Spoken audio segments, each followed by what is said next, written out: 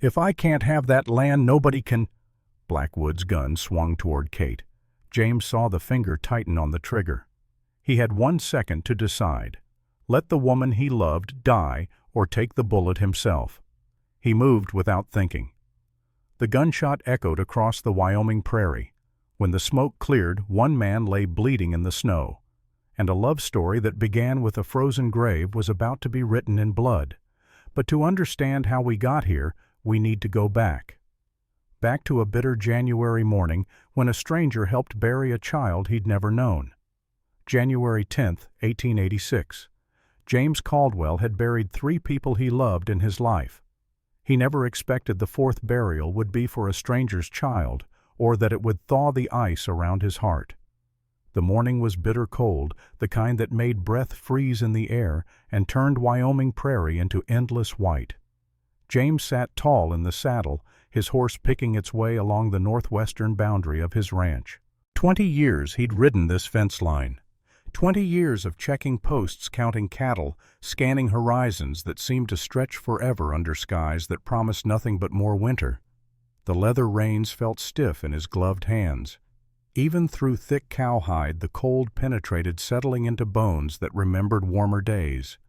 Days when Elizabeth had been alive to greet him at the door. Days when the house didn't echo with silence. 3 years. 3 years since he'd dug 2 graves in one day and buried the only future he'd imagined. His wife, his son, both gone before the baby had drawn a single breath. James had been 20 miles away tending cattle during a difficult calving season, thinking he had time, thinking he'd make it back before labor started. He'd been wrong. The memory sat heavy in his chest, a weight he'd learned to carry but never put down. Work helped. 16-hour days helped. Exhaustion helped.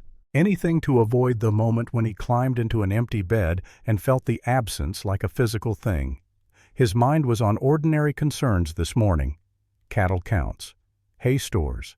The calving season starting in March. Nothing extraordinary. Nothing that suggested this day would be different from the 1,000 identical days that had come before. The sky hung low and gray, promising more snow by nightfall. James noted it automatically, the way a man does when his survival depends on reading weather.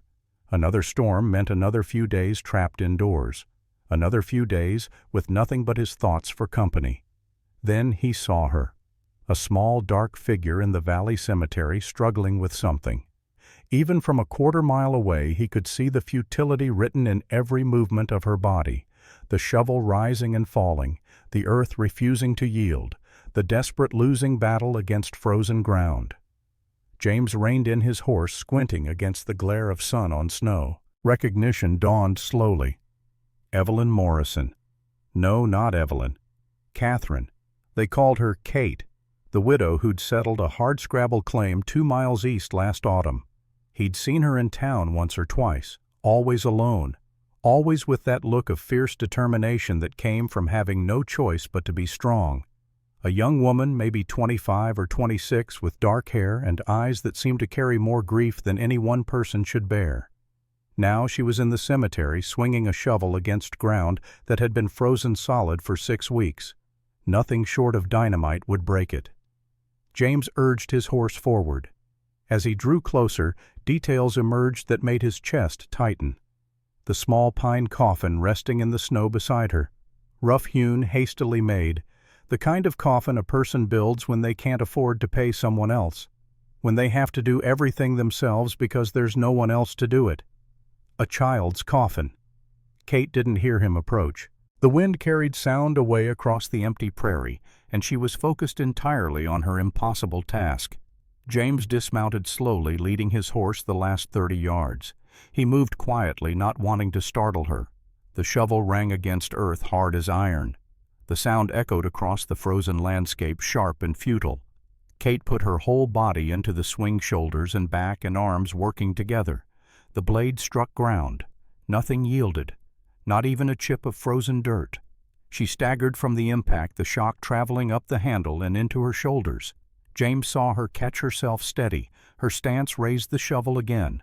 Her hands were shaking. Her face was gray with exhaustion and cold. Dark circles shadowed her eyes. She'd been crying, but her tears had frozen on her cheeks, leaving tracks of ice. "Ma'am," James said quietly. She spun around, shovel raised like a weapon. Her eyes were wild for a moment, unfocused. Then recognition flickered. She lowered the shovel slightly, but didn't let go. "I don't need help." Her voice was breaking the words, barely holding together. James looked at the tiny coffin, at the ground that mocked her efforts, at hands that trembled but wouldn't quit. He saw himself 3 years ago, digging in different ground, different graves, same desperate solitude. "I know you don't," he said simply. He stepped forward and gently took the shovel from her grip. "But I'm going to help anyway." For a moment he thought she'd fight. Her fingers tightened on the handle. Pride and exhaustion warred in her eyes. Then her hands fell to her sides. She sank to her knees beside the coffin, one hand resting on its rough pine surface. James positioned himself and drove the shovel down with all his strength. The ground resisted, then grudgingly it gave. A tiny bit, maybe half an inch. He worked the blade back and forth, leveraging his weight using technique learned from years of hard labor. A chunk of frozen earth broke free, small, pitiful, but progress. It was going to take hours. James set his jaw and kept digging. Kate knelt beside the coffin, silent as stone. The only sounds were his shovel striking earth, his breathing growing heavier with effort, and the wind moving through the bare branches of a cottonwood tree at the cemetery's edge. Swing, strike, lever, remove dirt, repeat. His shoulders began to burn after the first 15 minutes. Sweat formed on his neck despite the cold freezing almost immediately. The hole deepened with agonizing slowness. 6 inches, 8 inches, a foot. An hour passed, maybe more. Time became meaningless, measured only in inches of depth achieved. James's hands ached even through his gloves.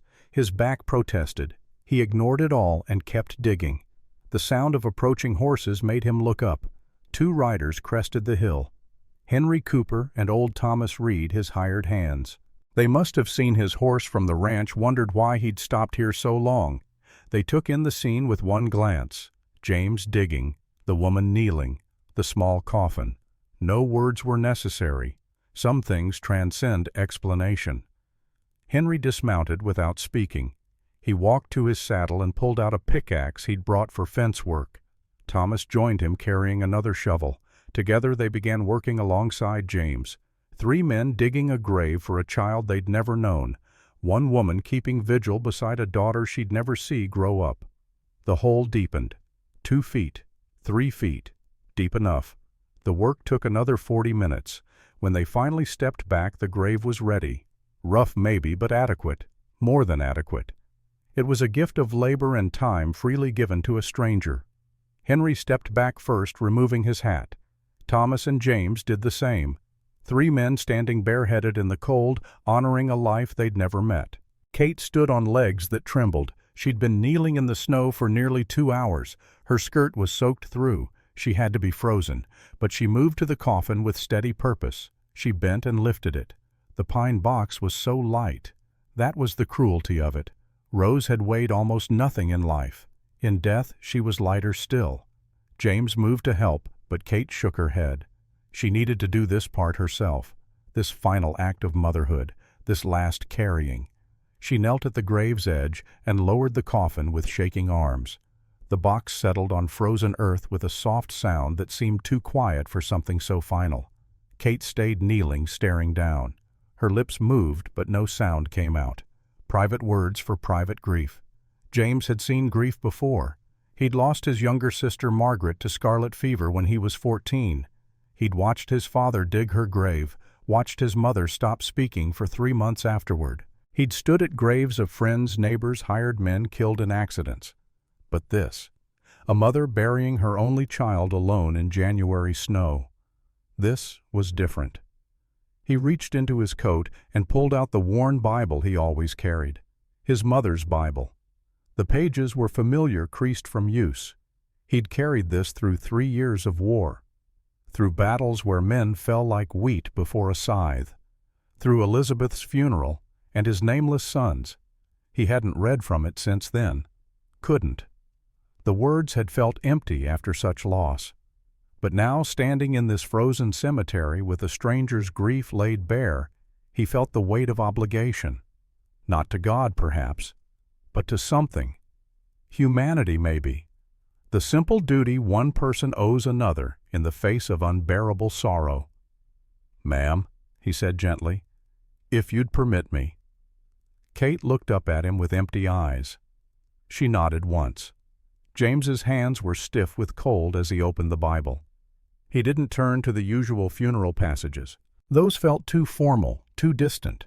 Instead, he turned to the Song of Solomon, to words his mother had read at Margaret's funeral, words about love that endures. "Set me as a seal upon thy heart."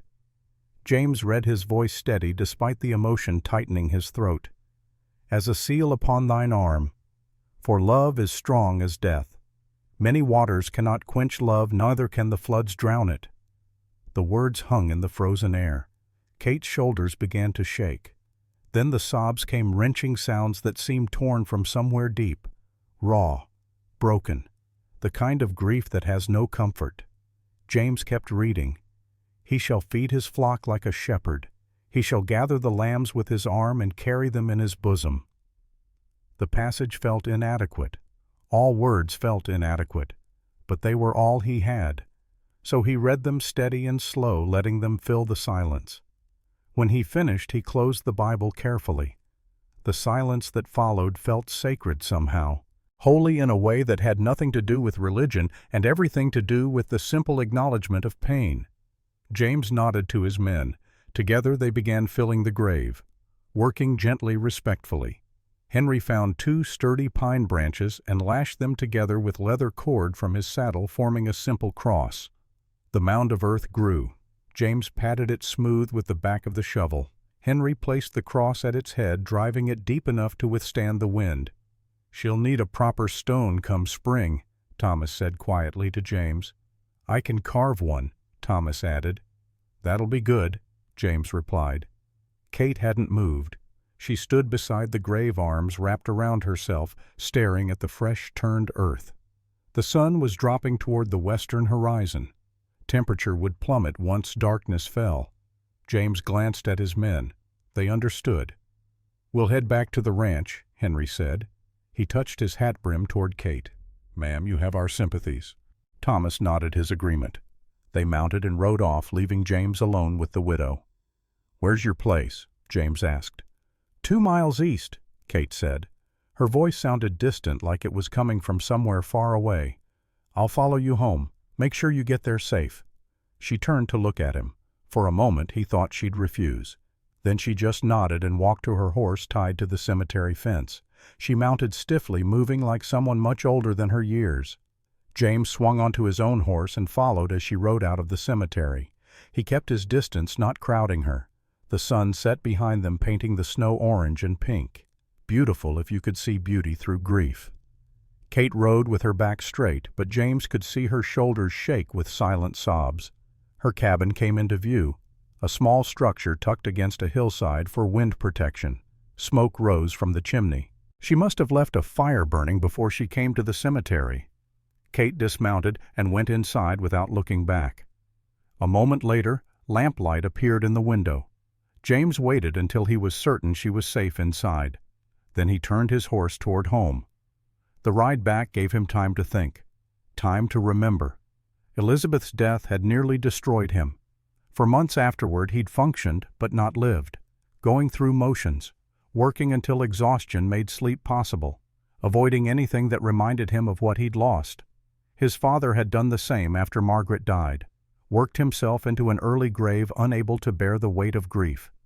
His mother had withdrawn into silence, a ghost in her own house. The family had broken from the inside out. James had sworn he wouldn't follow that path, but knowing and doing were different things. 3 years later he was still alone, still working 16-hour days, still avoiding the empty spaces in his life. Tonight, helping bury Kate's child, something had shifted. He couldn't name it yet, couldn't define it. But digging that grave with Henry and Thomas, reading those words over a child he'd never known, had cracked something open inside him. Grief had two paths, he realized. His father had chosen isolation, and it had killed him. His mother had chosen silence, and it had hollowed her out. But today James had chosen differently. He'd chosen to help, to be present in someone else's pain, and somehow in helping bury a stranger's child, he'd honored his sister's memory more than 20 years of solitary mourning ever had. The ranch house was dark when he arrived. Cold. Empty. It always was. James put his horse away, fed the animals, checked the cattle one last time. Normal routines that kept him grounded. Inside, he lit a fire and sat in front of it, still wearing his coat. The heat took time to penetrate the cold that had settled into his bones. He thought about Kate, about the cabin 2 miles east where she sat alone right now, about the tiny grave in the valley cemetery where a child named Rose lay beneath frozen ground. He thought about the way Kate had refused help at first, pride mixed with desperation.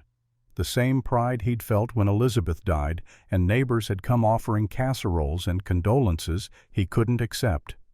He thought about her hands on that coffin, the tenderness of it, the unbearable weight of that final goodbye. And he made a decision. Tomorrow he would check on her, not out of pity. Pity was useless, but out of understanding, because someone should have checked on him after Elizabeth died and no one had. Because isolation was a choice, and he'd made it, and it had cost him 3 years of half-life. He wouldn't let Kate make the same mistake. The fire burned low. James didn't move to add wood. He sat in the growing darkness, feeling something he hadn't felt in a long time. Purpose. Not the empty purpose of work and survival. Real purpose. The kind that came from connection, from choosing to step into someone else's pain instead of running from your own. Outside, the wind picked up. Snow began to fall again, soft and steady. By morning, new drifts would cover the cemetery, would cover Rose's grave. The world would look clean and white and innocent. But beneath that fresh snow, the ground would still be frozen. The graves would still be there. The grief would still be real. James finally stood and added wood to the fire. He made coffee, though it was late, sat at his table with the cup warming his hands. The house creaked in the wind. Empty rooms echoed. But for the first time in 3 years, the emptiness didn't feel quite so suffocating. Tomorrow he would load his wagon with firewood, would bring supplies Kate probably needed but wouldn't ask for, would find some excuse to check on her without making it seem like charity. He didn't know what would come of it, didn't have expectations beyond basic human decency, but he knew he couldn't walk away, couldn't leave her to face this alone. The coffee grew cold in his hands. James stared into the fire and remembered a young woman kneeling beside a pine coffin, remembered the dignity in her grief, the strength it took to refuse help even when drowning. And he remembered something else, something he'd almost forgotten in 3 years of numbness. He remembered what it felt like to care about someone else's pain. The night stretched long. James didn't sleep well, never did. But tonight the usual nightmares were joined by new images. A small coffin, frozen ground, a woman's frozen tears, and in the spaces between nightmares, something else, something that might have been hope if he'd been willing to name it. Morning came cold and clear.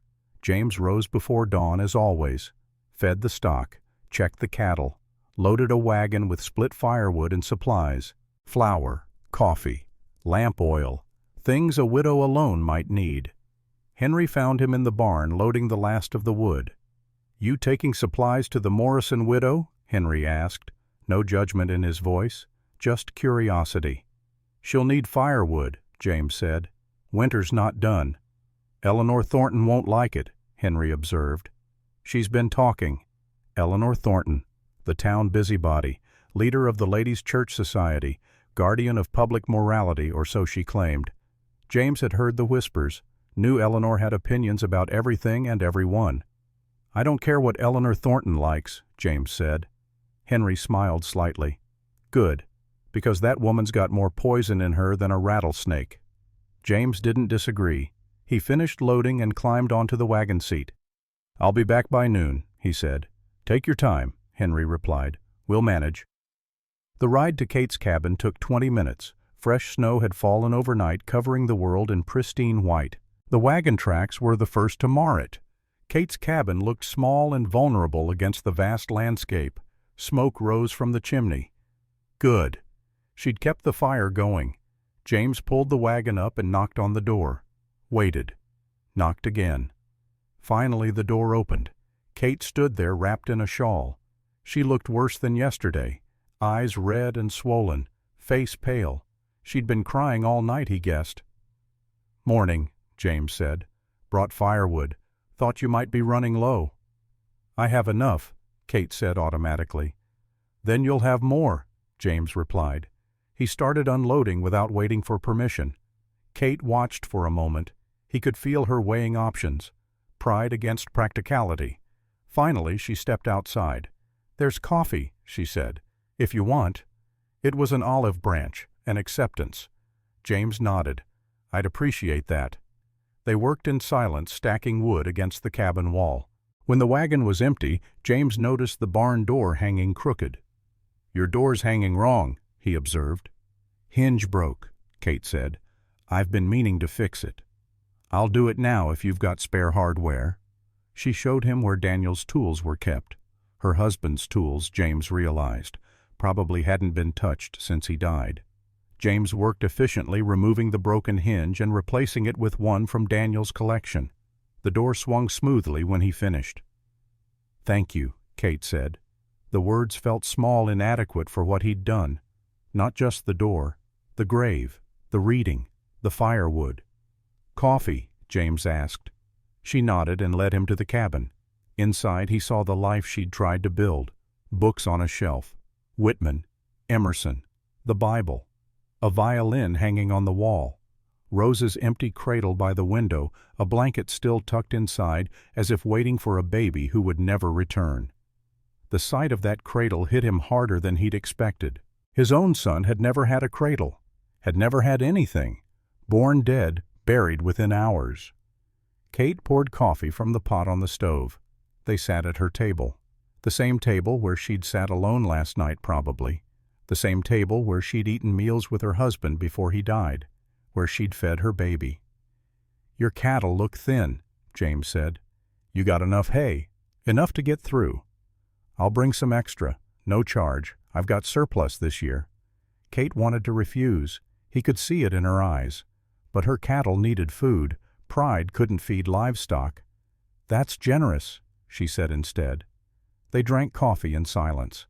It wasn't uncomfortable. James seemed content to sit quietly, and Kate found she didn't mind the company. The silence was broken by Kate's question. "Why are you doing this?" James considered. He could lie, could say it was just neighborly.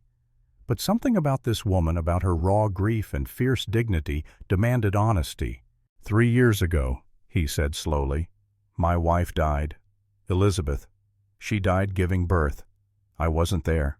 I was 20 miles away tending cattle because I thought I had time, thought I'd get back before labor started." He paused. Kate waited. "I didn't. By the time I got home she was gone. The baby too. A son." He never drew breath. "I'm sorry," Kate whispered. "I dug 2 graves that day," James continued. "Elizabeth and our boy. I dug them alone because I'd pushed everyone away. Grief does that. Makes you think you deserve the pain. That accepting help means you didn't love them enough." He met her eyes. "I see you making the same choice, choosing to suffer alone, and I can't watch that happen again." Kate's throat tightened. "I don't know how to be anything else." "I know. Neither did I. But yesterday, helping you bury Rose, reading those words, it was the first time in 3 years I felt like maybe grief doesn't have to destroy you. Maybe it can connect you instead." They sat with that. The truth of shared pain, the possibility that survival didn't mean isolation. Finally Kate spoke. Her name was Rose, 8 months old. Whooping cough took her in 3 days. I rode 8 miles in the dark to fetch Dr. Morrison. He came, but it was too late. "Tell me about her," James said. So she did. About Rose's first smile at 2 months, about how she'd grab Kate's hair and laugh, about the sound of her crying in the night, a sound Kate would give anything to hear again. James listened, didn't try to fix it or minimize it, just listened. And somehow in that small cabin with snow falling outside, two broken people found the beginning of something neither had expected. Not healing, not yet, but maybe the possibility of it. When James left an hour later, Kate stood in her doorway watching him go. For the first time since Rose died, she felt marginally less alone. Back at the ranch, Henry saw the look on James's face. "How is she?" he asked. "Surviving," James said. "Barely. You going back tomorrow and the day after, as long as she needs." Henry nodded approvingly. "Good man." But as James put away his horse and returned to work, he had no idea that his decision to help had set events in motion. Events that would threaten everything. Because in a town as small as theirs, gossip spread like wildfire. And Eleanor Thornton was already talking. By Thursday afternoon, when the Ladies' Church Society gathered for their weekly meeting, Eleanor had crafted her narrative perfectly. She knew exactly how to frame concern as charity judgment, as protection. The Ladies' Church Society met every Thursday afternoon in the rectory behind the white clapboard church. 12 women gathered around a long table, ostensibly to plan charitable works and discuss matters of faith. In reality, these meetings served a different purpose entirely. Eleanor Thornton presided from the head of the table. At 58, she carried herself with the rigid posture of someone who'd spent a lifetime proving her worth. Her gray hair was pulled back severely. Her dress was expensive but austere. Black, always black, though her husband had been dead for 15 years. She waited until the tea was poured and the women had settled before beginning. "Ladies," Eleanor said, her voice carrying the particular tone of concern that preceded judgment, "I'm worried about a member of our community." The women leaned forward. This was what they came for. The possibility of scandal barely concealed beneath a veneer of Christian charity. "The Morrison widow," Eleanor continued. "Catherine, such a tragic situation, losing her husband, now her baby. My heart breaks for her." Murmurs of agreement circled the table. "Of course," Eleanor said, pausing for effect, "which makes it all the more important that we protect her. A young woman alone, vulnerable, susceptible to those who might take advantage." "Take advantage?" Mrs. Davies asked right on cue. "I hesitate to speak of it," Eleanor said, not hesitating at all, "but James Caldwell has been visiting, frequently, 3 times this week alone." Silence, then whispers. "Surely Mr. Caldwell is just being neighborly," said Margaret Cross, the Reverend's wife, a kind woman who always looked for the best in people. Eleanor smiled thinly. Of course. Though one wonders at a bachelor visiting a young widow so regularly, alone, unchaperoned, people do talk. "What are you suggesting, Eleanor?" Margaret asked, an edge in her voice. "I'm not suggesting anything. I'm simply observing that appearances matter. The poor woman has enough to deal with without becoming the subject of gossip. We should perhaps speak to her, gently, make her aware of how things look." What Eleanor didn't say, what she would never say, was the real poison in her heart. The reason James Caldwell's kindness to an outsider felt like a personal insult. 30 years ago, Eleanor had loved a man, Robert Caldwell, James's father. She'd loved him with the desperate intensity of a young woman who'd grown up poor, who'd sewn dresses for the wealthy while dreaming of being wealthy herself. Robert had been handsome, ambitious, hard-working, everything she'd wanted. And for a brief shining moment she'd thought he wanted her too, until he'd chosen Sarah Wheeler instead. Sarah with her land inheritance, Sarah with her family connections, Sarah with everything Eleanor lacked. The rejection had burned, still burned. Every time Eleanor saw James tall and successful and respected, she saw the life she should have had, the status that should have been hers. And now, watching James show kindness to another outsider, another woman society looked down on, felt like the universe mocking her. If Robert could have loved across class lines, why hadn't he loved her? If the Caldwell men could see worth in women without status, Why had she been rejected? The unfairness of it poisoned everything. Eleanor brought the meeting to order and moved on to other topics. But the seed had been planted. By sunset, half the town would know about James's visits. By morning, everyone would be talking. What Eleanor didn't know was that her gossip would reach dangerous ears, that her poison would be weaponized by someone with far darker intentions. Samuel Blackwood had an office above the general store, a modest space that belied his actual influence. On paper, he was a land agent. He helped people file homestead claims, settle boundary disputes, navigate the complex web of territorial land laws. In reality, he was something else entirely. Blackwood dealt in opportunities, in finding leverage, in discovering what people wanted and figuring out how to profit from it. He had connections in Cheyenne, friends in the territorial government who could make documents appear or disappear, judges who owed him favors. He was 45, well-dressed, with the smooth manners of someone who'd learned to hide his true nature beneath a veneer of respectability. On this particular Thursday afternoon, he sat at his desk reviewing geological survey maps. Wyoming territory was full of untapped resources: coal, copper, gold maybe. The key was finding it before others did, securing the land rights, then selling at enormous profit. His attention was on a particular section east of town, 200 acres that showed promising signs of coal deposits. Not a huge vein, but substantial enough to be worth several $1,000s. The problem was ownership. The land had been claimed 2 years ago by Daniel Morrison. Homestead claim. 5 years continuous residence required to prove ownership and gain title. Daniel Morrison had died 14 months into his residence. Normally, that would invalidate the claim, but his widow could inherit if she proved continuous residence in her husband's name. Blackwood had been watching the situation, waiting. The widow was struggling. Anyone could see that. Sooner or later, she'd give up and leave. Then the land would revert to public domain, and Blackwood could claim it himself. That had been the plan, until he'd overheard Eleanor Thornton gossiping in the general store below his office. The Morrison widow, poor thing. James Caldwell visiting 3 times a week, bringing supplies, staying for hours. One wonders. Blackwood's interest sharpened. James Caldwell, the most successful rancher in the county, a man of means and influence. If Caldwell was helping the widow, she might not give up after all, might find the resources to hold on to the land, to complete the 5-year residence requirement. That was unacceptable. Blackwood pulled out the Morrison file, studied the homestead claim documents, and found what he was looking for: a technicality, a gap in residence dates that could be exploited. According to the original filing, Daniel Morrison had claimed the land in October 1884. He'd died in September 1885, 11 months. But the documents showed he'd left the property from February to May 1885, 3 months' absence. That broke the continuous residence requirement.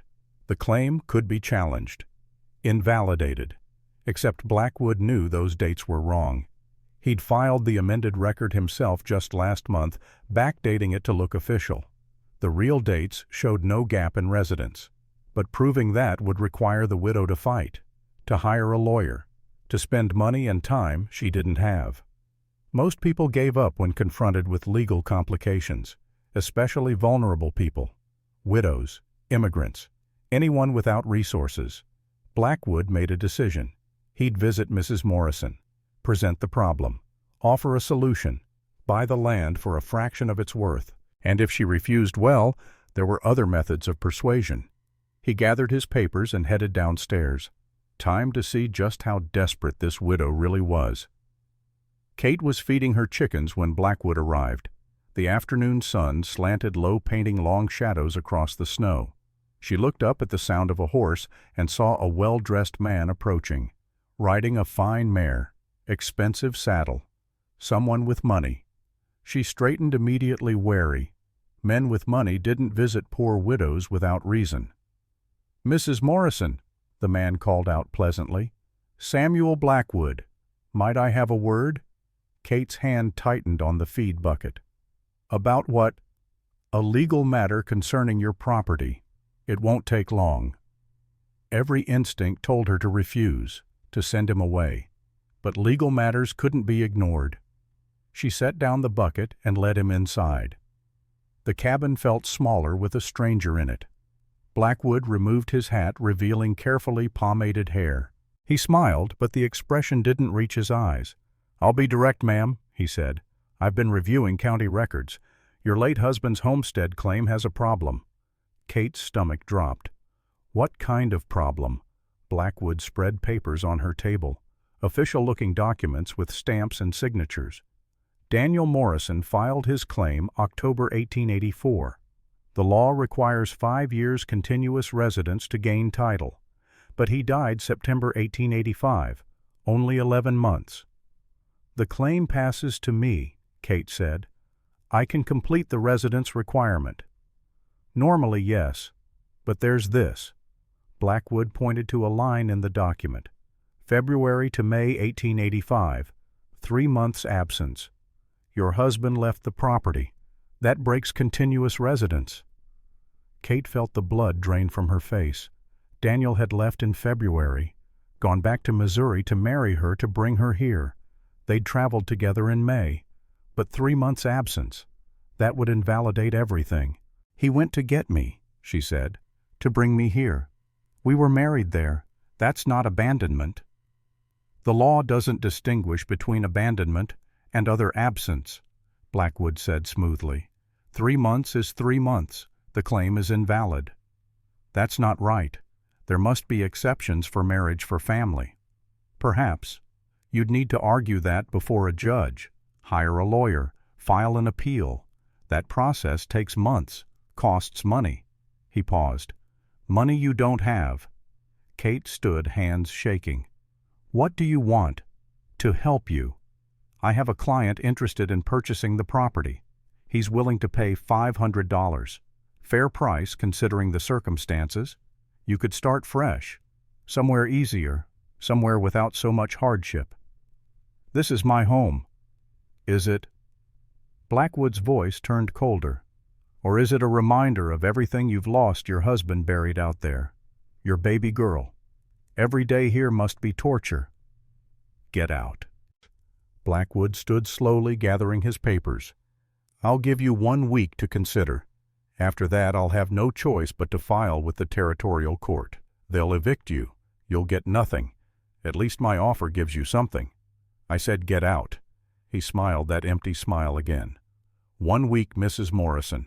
Think carefully. $500 is generous for land you don't legally own." He left. Kate stood in her cabin trembling. She wanted to scream, to throw something, to break down and weep. Instead, she sat at the table and forced herself to think. The dates Blackwood had shown, February to May, 3 months. That would break continuous residence if true, but they weren't true. Daniel had left February 10th. She had his letter dated February 12th saying he'd arrived in Missouri safely. They'd married March 1st, left Missouri April 15th, arrived here May 1st. 6 weeks, not 3 months. Either the official records were wrong, or they'd been altered. She needed help.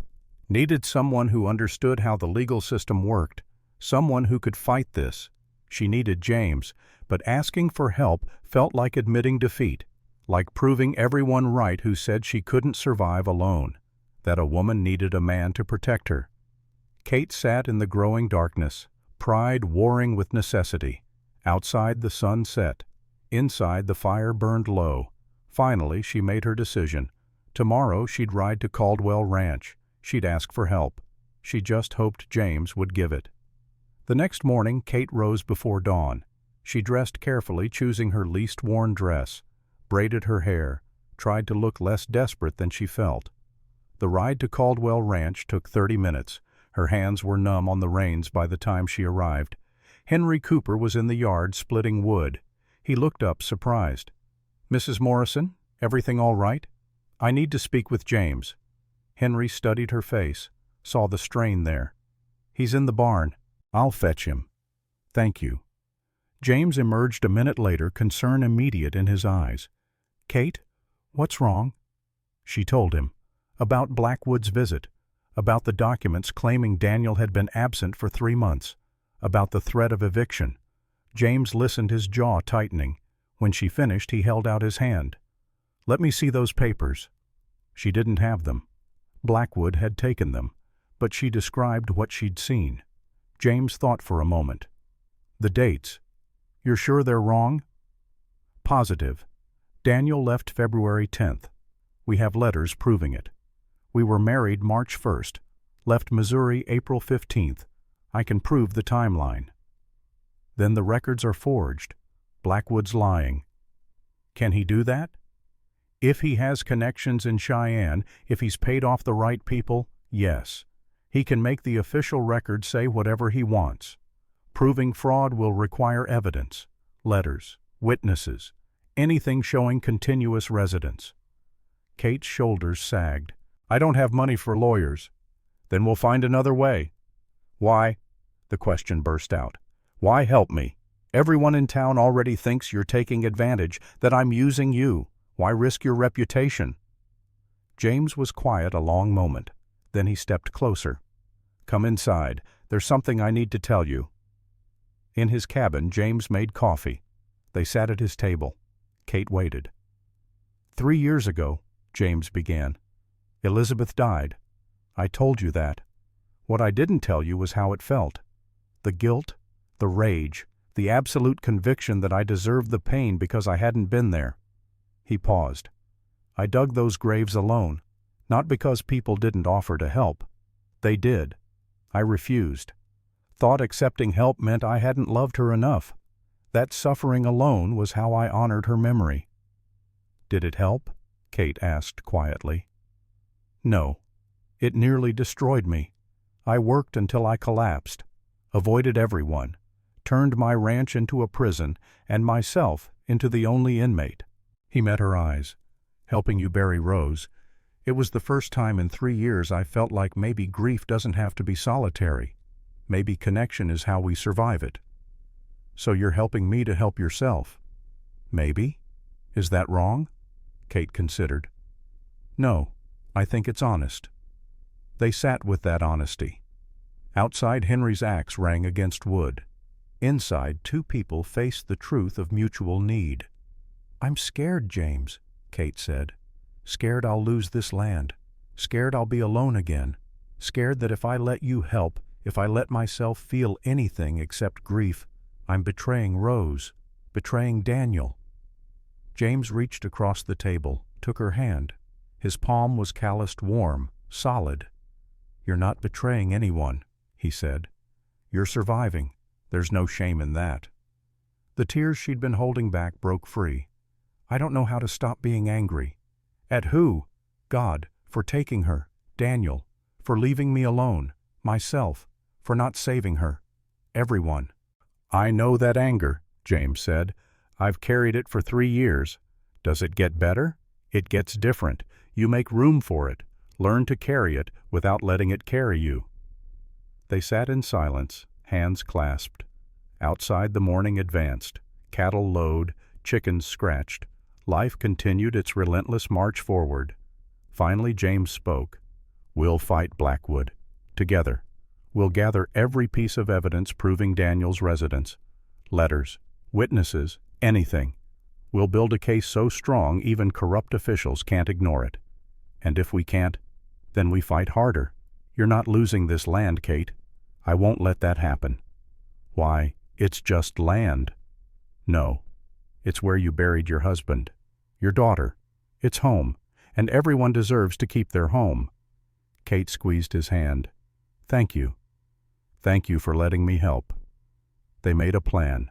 Tomorrow they'd ride to the county recorder's office, examine the original homestead filing, compare it to Blackwood's documents, find the proof they needed. But as Kate rode home that afternoon, she didn't know that Blackwood was already moving, that he'd sent word to his partners in Cheyenne, that forces were gathering against her, and she didn't know that in helping her, James had made powerful enemies. The storm that was coming would test them both in ways neither could imagine. 3 days later, Henry Cooper's 7-year-old son Tommy came running into Caldwell Ranch breathless and scared. "Pa, Mr. Caldwell, I saw something." Henry dropped the harness he was mending. "Slow down, boy. What did you see?" Men. 2 men I don't know.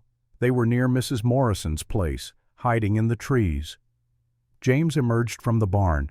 What men? I was fishing, down by her creek. They didn't see me, but I heard them talking. Tommy's voice shook. One said when Blackwood gives the word we move, she'll leave or she'll regret it. The other one said widow alone. Easy. The temperature in the yard seemed to drop. Henry's face went hard. James's hands clenched. How many? James asked. 2. Big men. They had guns. James and Henry exchanged looks, both thinking the same thing. Blackwood wasn't going to wait for legal proceedings. He was going to use force. Henry, ride to town.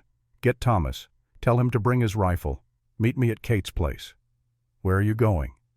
To make sure she's not there alone tonight. Henry grabbed his hat. James, if you're seen staying overnight at her cabin, Eleanor Thornton will have a field day. I don't give a damn what Eleanor Thornton thinks. Kate's life is more important than my reputation. James saddled his fastest horse and rode hard. 2 miles never felt so long. Every second he imagined arriving too late, finding Kate hurt, or worse. But when he crested the hill, her cabin stood peaceful in the afternoon light. Smoke rising from the chimney, chickens scratching in the yard. Then he noticed the sky. Dark clouds building in the northwest. That particular quality of light that meant a big storm coming. He'd lived in Wyoming long enough to read weather. This would be bad.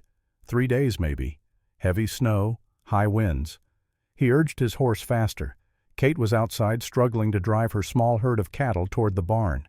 The animals were spooked by the approaching storm, scattering instead of gathering. She was working alone, growing frustrated. James dismounted and moved to help without speaking. Together they worked the cattle, methodical, patient, driving them toward safety. The wind picked up. Temperature dropped. First snowflakes began falling. They got the last cow into the barn just as the storm hit with full force.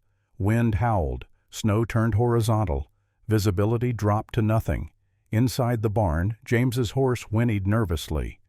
"Bring him in," Kate said, shouting over the wind. "There's room." James led his horse inside, unsaddled him, gave him feed and water.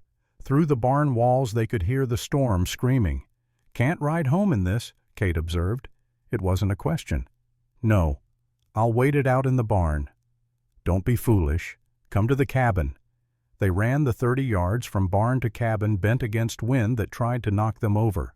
Snow stung their faces, got in their eyes and mouths. By the time they burst through the door, both were gasping. James secured the door while Kate built up the fire. The cabin was small, 1 room with a loft. James saw her bed in the corner, Rose's empty cradle beside it.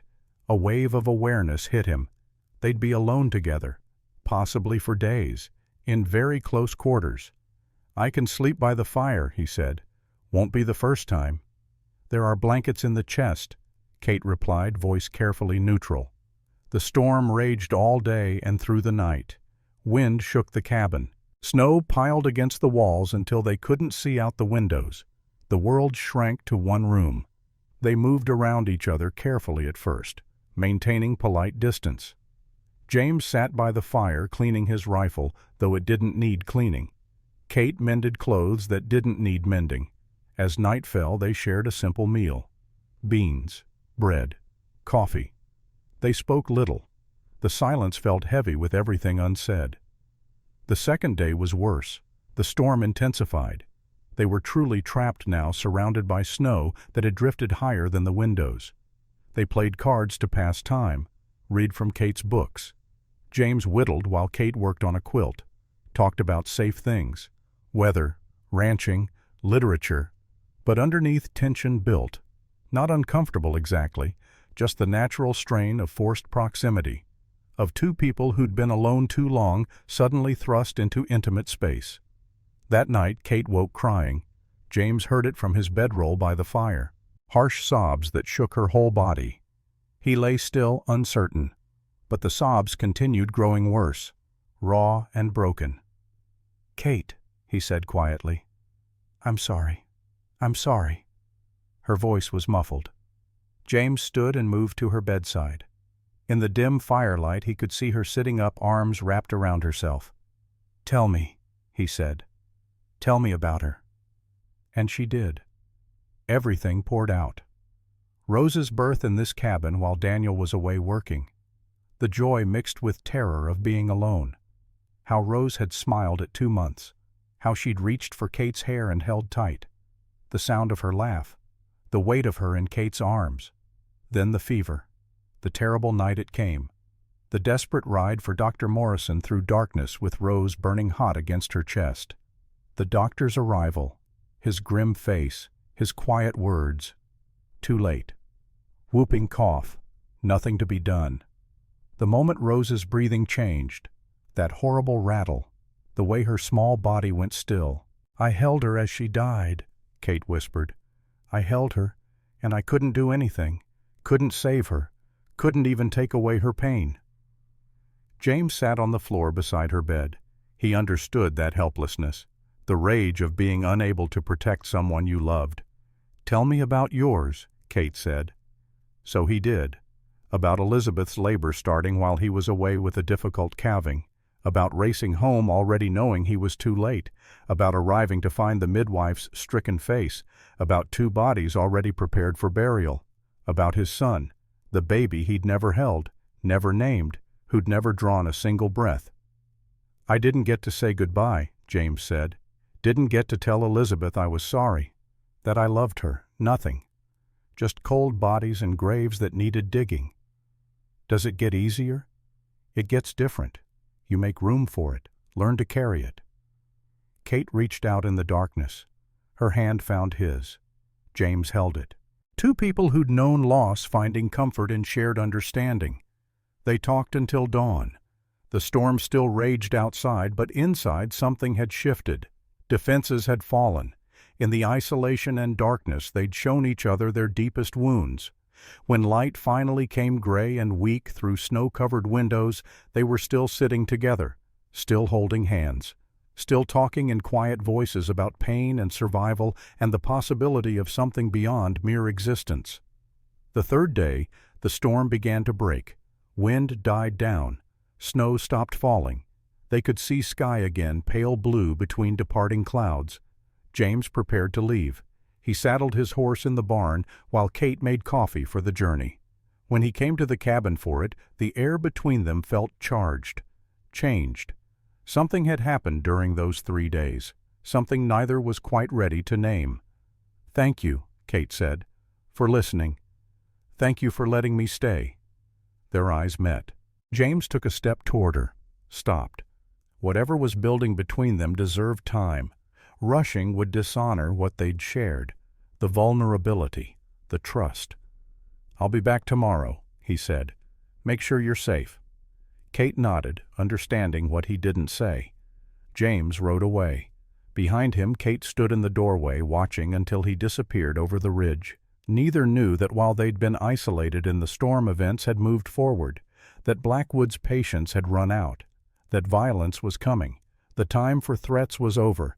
The time for action had begun.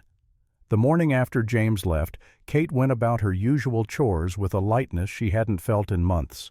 The storm had cleared. The world looked clean and new under fresh snow. Her heart felt almost the same way, almost hopeful. She was feeding the chickens when she heard horses approaching. 2 riders, men she didn't recognize. Immediately her body tensed.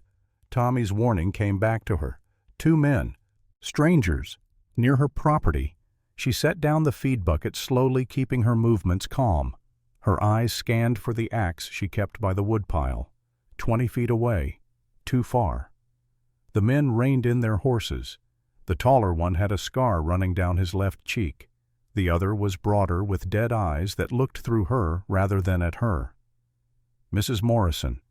The scarred one spoke pleasantly enough, but there was no warmth in it. "Can I help you?"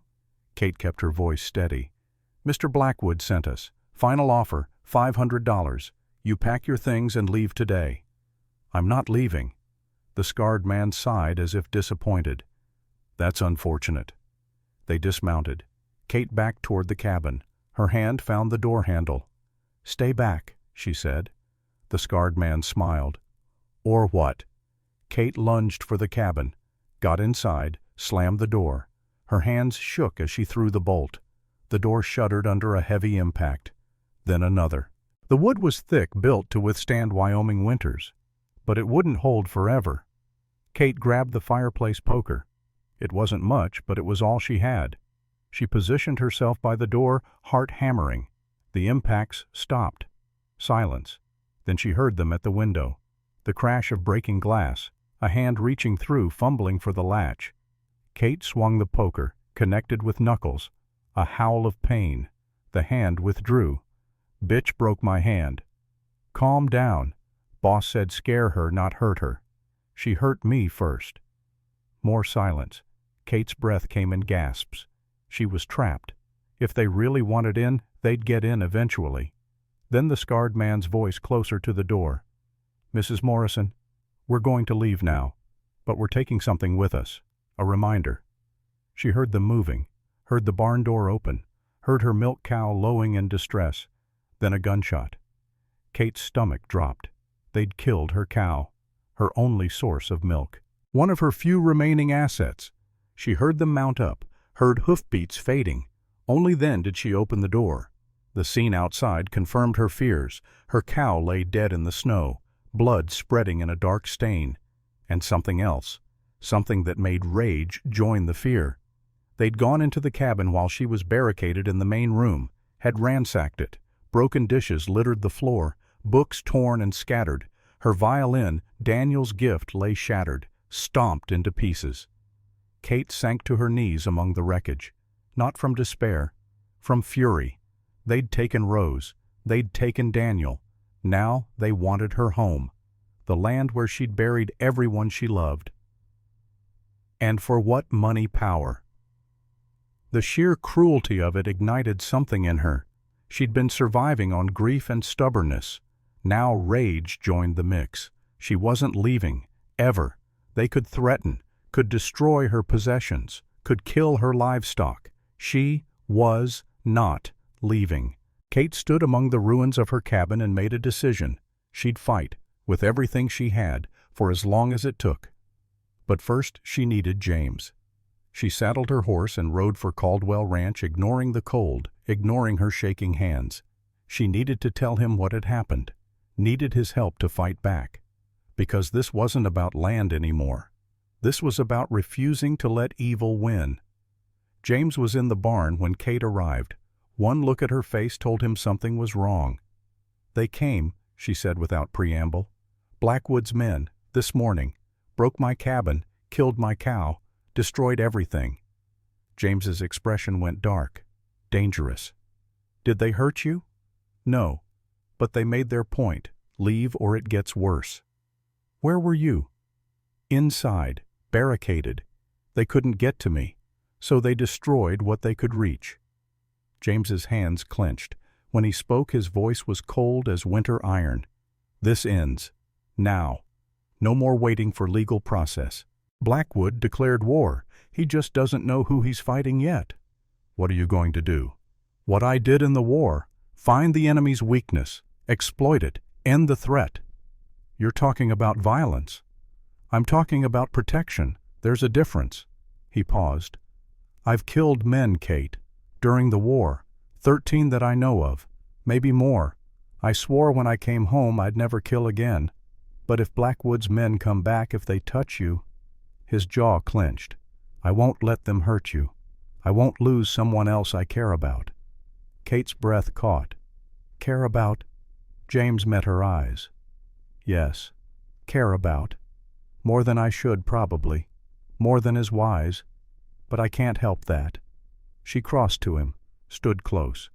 "Then we fight together. Not just you protecting me. Partners." "Kate, this could get dangerous. My land, my fight. I'm not hiding while you risk your life."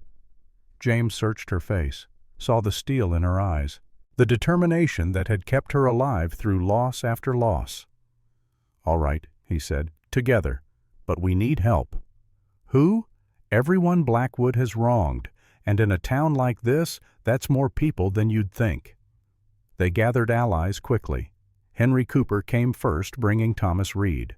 Both men had worked for James for years. Both had seen Blackwood's methods firsthand. "We're with you," Henry said simply. "Whatever you need." Dr. Morrison arrived next. He examined Kate's bruised wrists where she'd fought off the intruder's hand, documented everything carefully. "This is assault," he said. "Criminal charges are possible." He paused. "Blackwood tried to buy my practice last year. When I refused, a mysterious fire broke out. No proof, but I knew." More came.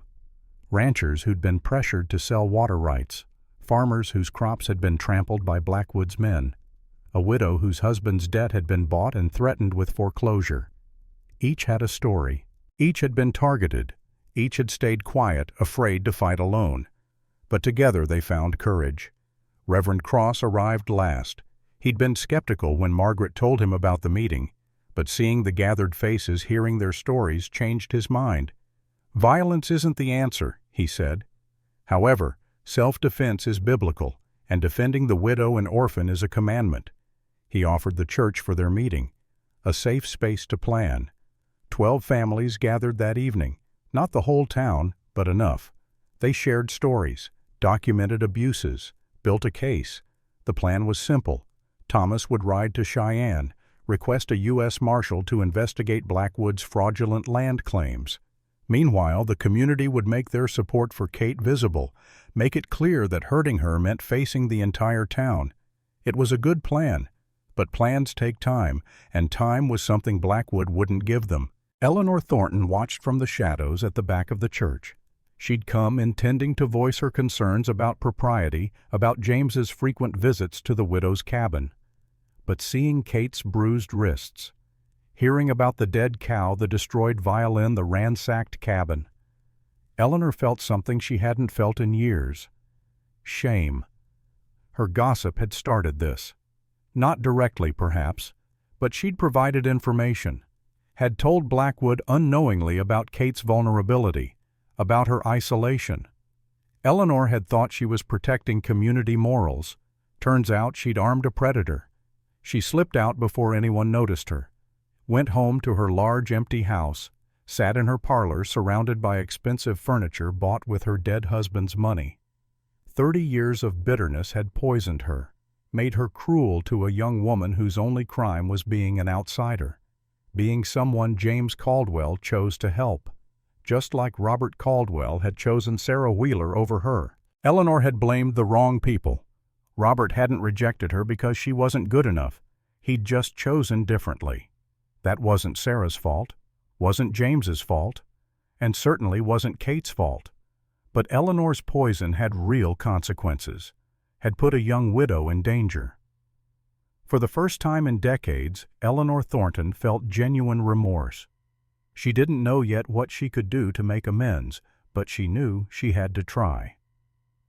The next morning, Samuel Blackwood sat in his office reviewing reports from his men. The widow had been scared. Good. Fear was an excellent motivator. Then came a knock. One of his hired men entered looking nervous. "We got a problem, boss." "What problem?" "The widow. She's got support now. Caldwell's gathering the town. They're planning to file complaints, requesting a marshal investigation." Blackwood's expression didn't change, but inside cold calculation began. This was unexpected. Most people crumbled under pressure. The widow should have accepted his offer by now. Instead, she'd found allies.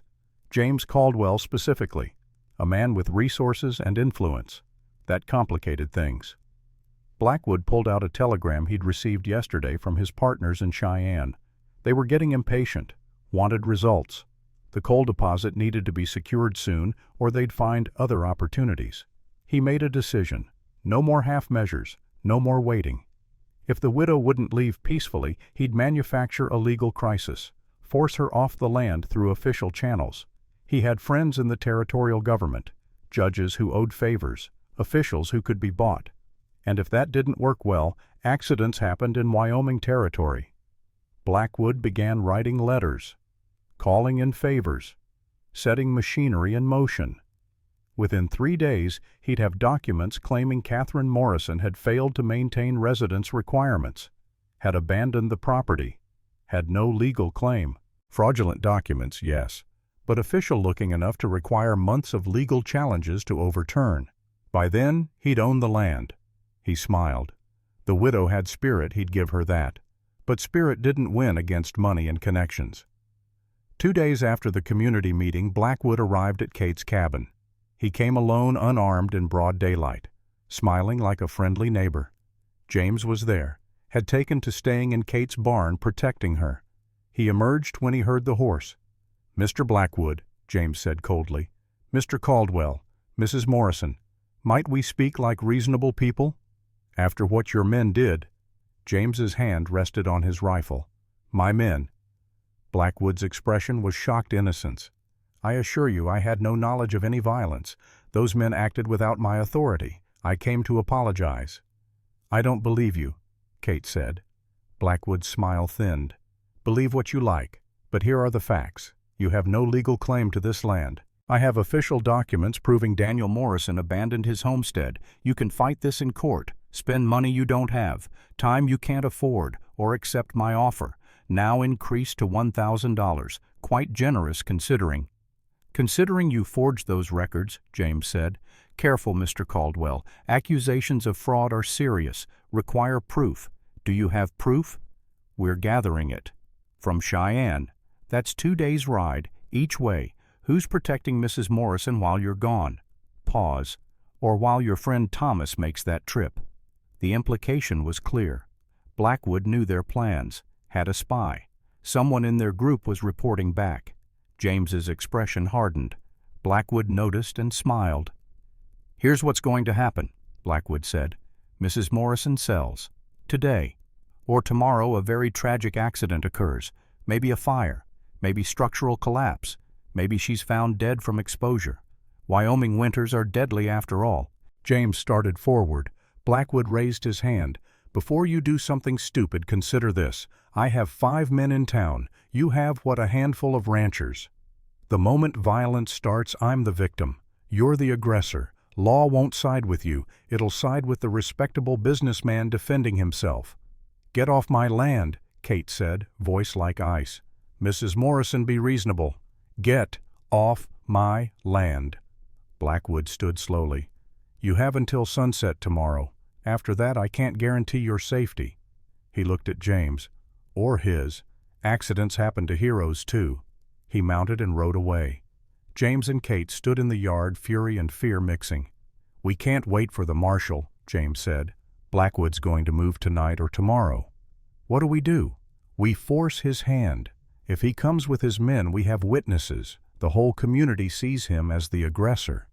And if he comes with corrupt officials, with forged documents—" James was quiet. "Then we trust that justice will prevail." "You don't believe that?" "No, but I believe in us, in this community." He met her eyes. "And if it comes to it, I'll protect you, no matter what." Kate stepped closer. "James, if we're going to fight together, really together, there's something I need to say." "What?" "I love you." The words hung in the air. James stared. "I know it's fast," Kate continued. "I know it's probably foolish, but if tomorrow we're fighting for our lives, I don't want to die without saying it. I love you, not because you're protecting me, because you see me, because you understand grief and still choose hope, because you're the first person since Rose died who makes me want to keep living." James closed the distance between them, cupped her face in his hands, kissed her, deep, desperate. 3 years of locked-away emotion pouring out. When they broke apart, both were breathing hard. "I love you too," James said. "Have since the day I helped bury Rose. Didn't know it then, know it now." "When this is over," Kate started. "When this is over," James finished, "we'll figure out what comes next. Together. Promise. Promise." That night they sat by the fire. James cleaned his rifle. Kate sharpened her kitchen knife. Not much as weapons go, but all they had. Outside, darkness fell. In town, Blackwood gathered his men. 5 against 2 seemed like good odds, but Blackwood had made one critical mistake. He thought this was about land. It wasn't. It was about love, community, and the refusal to let evil win. Tomorrow would decide everything. Dawn came cold and clear. James woke to the sound of horses. Many horses. He looked out the window. 6 men approaching. Blackwood plus 5 hired guns. "Stay low," James said to Kate. "If shooting starts, I'm not hiding." James wanted to argue. Didn't. He handed her a pistol he'd brought from the ranch. Blackwood stopped 50 yards out, shouted across the distance. "Mrs. Morrison, final chance. Walk away now, no one gets hurt." James stepped onto the porch, rifle ready. "She's not leaving." Blackwood smiled. "Mr. Caldwell, the hero, you know you can't win this." "Maybe, but you'll bleed trying." "Will I? Or will I just ride away and let my friends handle it? I have witnesses saying you fired first. Threatening behavior. Self-defense on my part." Then sounds from behind James's position. More horses. James turned, fearing reinforcements for Blackwood, but it was Henry Cooper, leading 15 men, Thomas Reed, Dr. Morrison, Reverend Cross, ranchers from the meeting, even some townspeople James didn't know well. Henry reined in beside James. "Thought you could use some backup." Blackwood's smile faded. "This is a private property dispute," he said. "None of your concern." Reverend Cross stepped forward. "Protecting the widow and orphan is God's concern. And ours." The numbers had shifted. 6 versus 17. Blackwood's advantage evaporated. But he had one card left. "You're all witnesses," Blackwood said loudly. "I came peacefully to resolve a legal matter. Caldwell threatened me with a weapon. I have the law on my side." "Do you?" A new voice. Everyone turned. A rider approached. Older man, weathered face, silver badge gleaming on his chest. U.S. Marshal William Garrett. Thomas had ridden through the night, brought him back. The marshal dismounted, walked straight to Blackwood. "Samuel Blackwood, I have a warrant for your arrest. Fraud, forgery, intimidation. And based on what I'm seeing here, we can add attempted assault." Blackwood's face went white, then red. His men looked at each other, slowly raised their hands. The fight was over before it began, but Blackwood had one last play. As the marshal reached for his hands to bind them, Blackwood's hand shot out, grabbed the marshal's pistol, shoved him aside, aimed at Kate on the porch. "If I can't have that land, nobody can." Everything slowed. James saw the gun swing toward Kate, saw Blackwood's finger tighten on the trigger. He moved without thinking. Dove in front of Kate, pushed her aside. The gunshot was impossibly loud. James felt the impact. His shoulder, fire spreading. He fell. Chaos. Henry tackling Blackwood, the marshal recovering pistol aimed. "Drop it!" Blackwood did. Fight gone. Realized what he'd done. Attempted murder in front of a U.S. Marshal and 20 witnesses. On the porch, Kate knelt over James. James, stay with me." Dr. Morrison ran forward, examined the wound. Bullet through shoulder, missed bone, hit muscle. He's lucky. James, conscious but pale, managed a weak smile. "Lucky, sure, feels great." "You fool," Kate said, tears streaming. "You could have died." "Couldn't let him shoot you." "I had a gun too." "Didn't think, just moved." Dr. Morrison bandaged the wound quickly. "He needs proper treatment. In town." They loaded James into a wagon. Blackwood was dragged away by the marshal, still shouting about connections, about being out by week's end. "Not from territorial prison," Marshal Garrett said grimly. As the wagon pulled away, Kate rode alongside, holding James's hand. The siege was over, the villain defeated. But as she watched blood seep through bandages, she realized victory had a cost. He'd taken a bullet meant for her, put his life on the line. And she knew with absolute certainty that she wanted to marry this man, wanted to build a life with him, if he'd have her. 2 weeks passed. James recovered slowly at the ranch. The shoulder wound was clean but painful. Dr. Morrison visited daily, changing dressings, monitoring for infection. Kate came every day, sat by his bedside, read to him, talked. sometimes just held his hand in comfortable silence. The town's opinion shifted dramatically. What had been scandal became romance. The story spread. The rancher who took a bullet to save the widow. The widow who'd stood her ground against corruption. Even Eleanor Thornton came to visit. She stood in James's doorway, hat in hand, looking more uncertain than anyone had ever seen her. "I owe you both an explanation," Eleanor said, "and an apology." James gestured her in. Kate sat in a chair by his bed, wary. Eleanor sat, took a breath, began. 30 years ago I loved a man, Robert Caldwell, your father James. He was everything I wanted. But I was nobody. Seamstress's daughter. He chose your mother instead. Sarah Wheeler. Land family status. All the things I didn't have."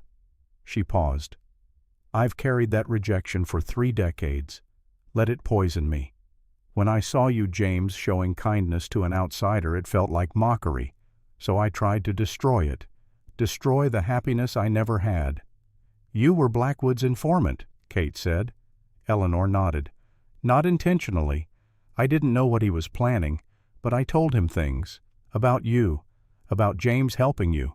I thought I was just gossiping. Turns out I was providing ammunition." "You need to leave," Kate said. "I know. But first." Eleanor pulled out an envelope. "Your violin can't be repaired, but this should cover a new one, and other things. It's $500. Restitution for the harm I caused." "I don't want your money," Kate said. "It's not charity. It's payment for a debt. Please, let me do this one small thing." James spoke. "Mrs. Thornton, my father made his choice. It wasn't your fault. Sometimes people just choose differently. Doesn't mean you weren't good enough." Eleanor's eyes filled. "Thank you. That's kinder than I deserve." After she left, Kate stared at the envelope. "Should we keep it?" she asked James. "Your choice." Kate thought. Then, "Yes, we'll use it for something good. I'll decide later." 3 weeks after the shooting, Reverend Cross performed a special service, a blessing of James and Kate's courtship, public acknowledgement before the whole community. "Let no one question the honor of these two," Cross said. "They have proven their worth." The town turned out. Applause when James and Kate stood together, his arm still in a sling. That night, James had nightmares for the first time since the shooting. Woke in cold sweat, crying out. Kate was staying at the ranch now, properly chaperoned by Henry and Thomas in the house. She heard James cry out, went to him. "I couldn't save you," he gasped. "In the dream I was too slow. He shot you. You died. But you weren't slow. I'm here. I'm alive. This time. What about next time? I can't lose someone else, Kate. I can't." She took his face in her hands. "Then don't. Don't lose me.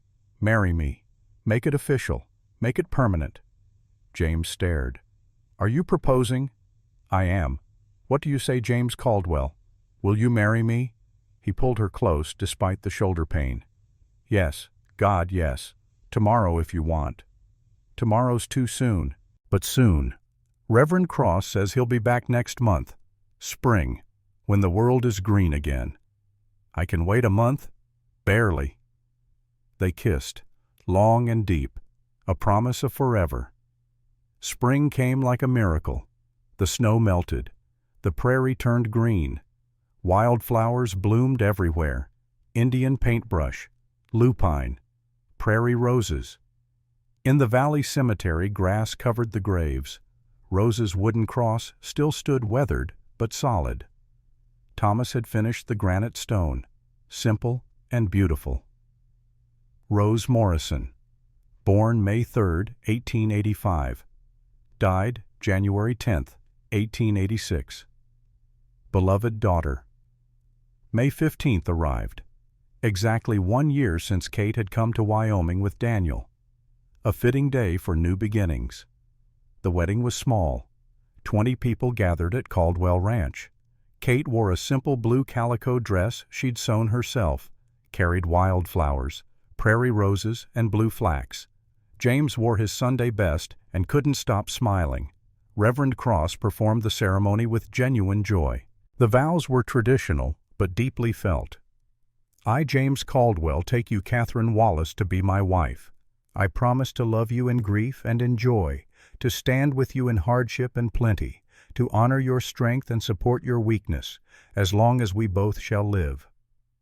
I, Catherine Wallace, take you, James Caldwell, to be my husband. I promise to love you in darkness and light, to walk beside you, not behind you, to build with you a life worth living, as long as we both shall live. James slipped the ring on her finger. His mother's ring saved for years. Kate gave him a ring made from the broken violin. Thomas had melted pieces, crafted them into a band. Music and love forged together, Thomas had said.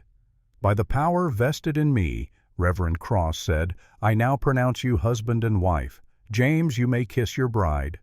The kiss drew applause and cheers. Tommy shouted, Can we eat cake now? Everyone laughed. The reception was simple but joyful. Food brought by the community. Music when Kate played the new violin Thomas had made her.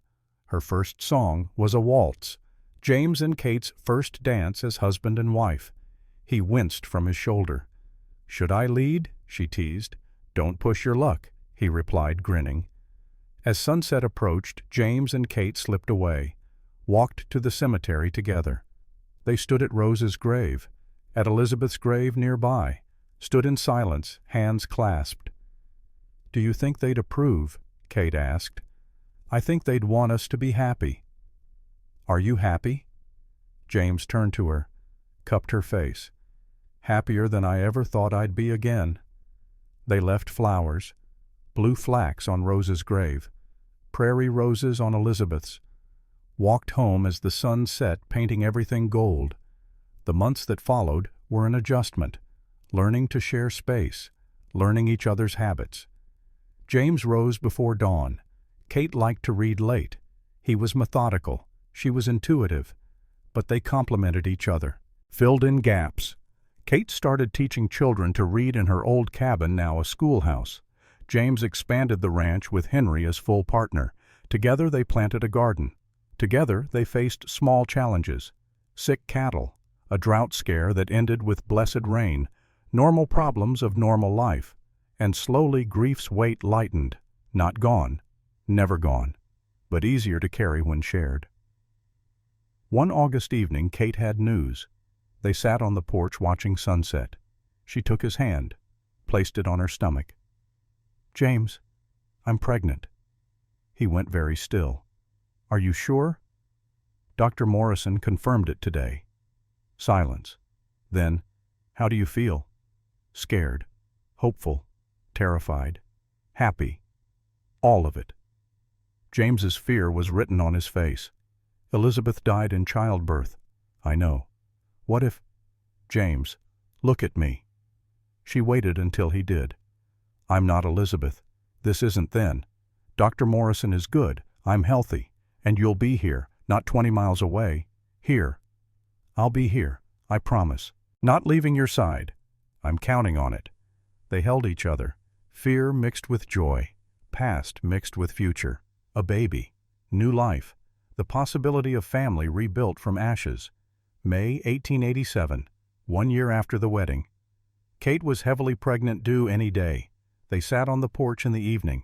James had made her a rocking chair. She sat in it, his hand on her belly, feeling the baby move. Kate played her violin, a song she'd written, called it The Thaw, about winter ending, spring coming, love growing. Do you remember last year? She asked. This time, our wedding, best day of my life. Even with the shoulder still healing. Even then. The baby kicked hard. Both laughed. James felt the movement, wonder in his eyes. Strong, he said. Like the mother. Or the father. They sat in comfortable silence, watching the sun paint the sky. The prairie stretched endless before them, home behind them, future inside Kate. Are you ready? Kate asked. To be a father. No. Terrified, actually. Good. Me too. We'll be terrified together. Can we do this? Build a family after everything? I don't know, but I know we survived winter. We survived grief. We survived men who wanted to destroy us. A baby. We'll figure it out. Promise. Promise." Music drifted over the prairie. In the distance, Tommy ran through Henry and Mary's yard chasing their toddler. In town, families gathered for evening meals. In the cemetery, flowers bloomed on 2 graves tended by love that wouldn't forget. And on the porch of Caldwell Ranch, 2 people who'd lost everything sat together, waiting for new life to begin. The frozen ground had finally thawed. Spring had come, and love, stubborn and resilient as prairie grass, had survived. 3 days later, on May 20th, Catherine Caldwell went into labor. James stayed by her side through every moment, held her hand, wiped her forehead, never left. Dr. Morrison delivered a healthy baby boy, 8 pounds, strong lungs. Perfect. "A son," Morrison said, placing the baby in Kate's arms. James looked at his child, his living, breathing, crying son, felt tears he'd held back for 4 years finally break free. "Daniel James Caldwell," Kate said. "Daniel for the father he'll never meet. James for the father who'll never leave." James's throat tightened. "That's perfect." James held them both, his wife, his son, his family. The grief would always be there. Elizabeth, the first baby. Rose, the losses that had brought them together.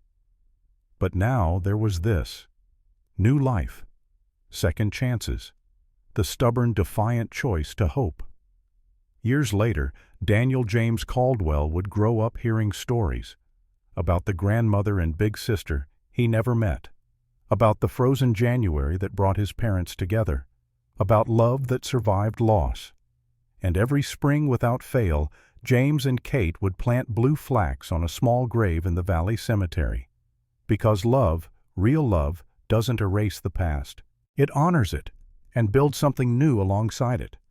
The Caldwells built that new life in Wyoming territory, where winters were long and ground was hard. But the hearts that endured were harder still.